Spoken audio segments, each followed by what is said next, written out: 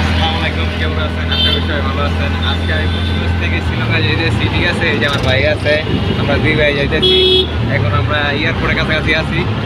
আর আপনার মুক্তারপুর ব্রিজ থেকে শুরু করে কয়লাঘাটা পুরো আপনার জামা গ্রামে আর ভিডিও দেওয়া হয় না। আমরা এয়ারপোর্টের কাছাকাছি আছি।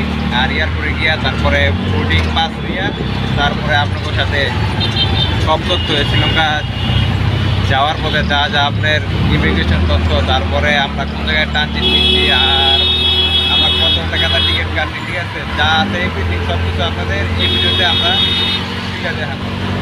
এয়ারপোর্টে যাওয়া যায়।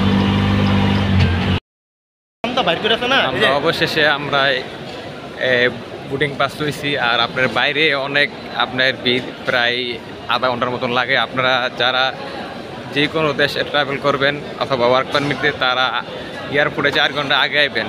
আইলে আপনারা ইমিগ্রেশন সব কিছু স্মুথভাবে করতে পারবেন। এখন আমাদের ইমিগ্রেশনে যামু, ইমিগ্রেশনে কী প্রশ্ন করে সব কিছু আপনাকেও দেখামু। আর আপনার বোর্ডিং পাস নেওয়ার সময় ওই জায়গায় আপনার জিগাইছে যে আপনারা কই কই যাইবেন, কত ডলার আনছেন, ঠিক আছে?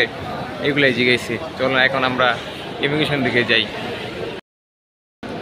আলহামদুলিল্লাহ আমার ইমিগ্রেশন শেষ করলাম। আমার যে পার্টনার আছে, যে ভাই আছে, ওনারে আটকায় রাখছে। দেখি উনি আসলে ওনার কী জিজ্ঞাসা করছে। আমার জিজ্ঞাসা করছে যে আপনি থাকা কি যাইবেন কি না, আর কিছু জিজ্ঞাসা নাই। আর জিজ্ঞেসে যে রিটার্ন টিকিট আছে কি না, এই জিজ্ঞাসে। দেখি ওই ভাই এলে কী সমস্যা হয়েছে ওনার কাছ থেকে শুনতে চাম। আলহামদুলিল্লাহ আমরা অবশেষে শ্রীলঙ্কাতে আইছি। আর আমরা ওই বাংলাদেশে ইমিগ্রেশন একটু ঝামেলা করছিল। এই যে আমরা শ্রীলঙ্কাতে আইসা করছি। আর বাইরে অনেক কিছু জিজ্ঞাসে, বাইরে প্রশ্ন উত্তর দিছে। আমার কিছুই জিজ্ঞাসা নাই, আমি অনেক দেশ ট্রাভেল করছি। শ্রীলঙ্কাতে বিষয়টা কিছু জিজ্ঞাসা নাই। আমরা এয়ারপোর্ট থেকে বাসায় আইলাম। বাসায় আনার পরে খাওয়া দাওয়া করলাম। খাবার দাবার করে একটু রোডে বেরোইছি। আর বাংলাদেশে যে ইমিগ্রেশন যে দেরি করতে বাইরে লাগে অনেকক্ষণ, 2 ঘন্টা প্রায় ওই বসে রাখছে। আমরা আবার শ্রীলঙ্কা থেকে মালয়েশিয়া যাবো দিকে, এর লেগে একটু বাইরে লাগে হ্যাসেল করছে। তারপর আমরা মালয়েশিয়া যাবো, এই কারণে বাইরে লাগে একটু অনেক জিজ্ঞাসা করছে। আমরা শ্রীলঙ্কা আইছি। আর আমরা বাংলাদেশ থেকে আর শ্রীলঙ্কাতে কত টাকা খরচ গেছে, মুন্সিগঞ্জ থেকে 15,700 টাকা। মুন্সিগঞ্জ থেকে আপনার এয়ারপোর্ট 700 টাকা। আর আমাদের বিমান ভাড়া যেটা, এটা হলো আমরা মিলাই কাটছি। এই কারণে আমরাও শুধু 15,000 টাকা পড়ছে।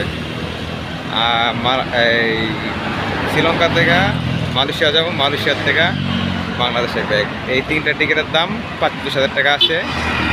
অনুযায়ী আপনার টাকা থেকে শ্রীলঙ্কার ভাড়া 15,000 টাকা। আর আপনার এয়ারপোর্টে ইমিগ্রেশন করার আগে কোনো অ্যারাইভেল কোনো ফর্ম ফিল আপ করতে হয় নাই, ঠিক আছে?